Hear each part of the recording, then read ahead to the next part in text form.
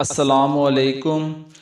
میں آپ سب سے گزارش کروں گا کہ ایک مرتبہ سورۃ فاتحہ اور 3 مرتبہ سورۃ اخلاص پڑھ کے ان کا ثواب ان مسلمانوں تک پہنچا دیں جو اس دنیا فانی سے جا چکے ہیں۔ امام علی علیہ السلام رستے سے گزر رہے تھے تو آپ نے اپنی مبارک آنکھوں سے دیکھا ایک شخص رستے سے بیٹھا ہوا سوچ رہا تھا۔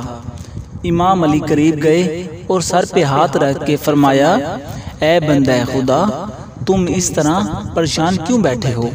اس شخص نے کہا، یا علی، ہر دوسرا انسان مجھ سے جھوٹ بولتا ہے، جیسے کہ میں دنیا کا بیوقوف ترین انسان ہوں۔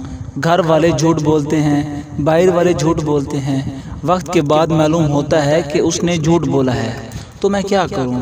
تو امام علی علیہ السلام نے مسکرا کے کہا، اے شخص، پریشان نہ ہو۔ اگر تم یہ چاہتے ہو کہ کسی انسان کا جھوٹ وقت سے پہلے تمہارے سامنے واضح ہو جائے تو تم بات کرتے وقت نوٹ کیا کرو۔ اگر جھوٹ بولنے والا تمہاری بات کو سننے کے بعد جھوٹ بنائے گا تو وہ تمہارے سوال کو کسی ایک لفظ کا دہرائے گا اور اسی وقت جھوٹ پکڑا جائے گا۔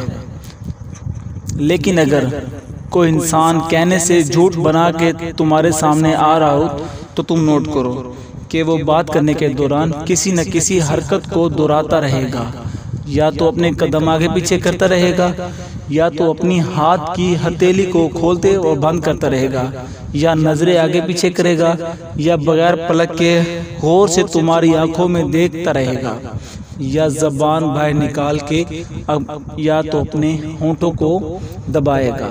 تو بس تو سمجھ جانا کہ یہ انسان جھوٹ بول رہا ہے۔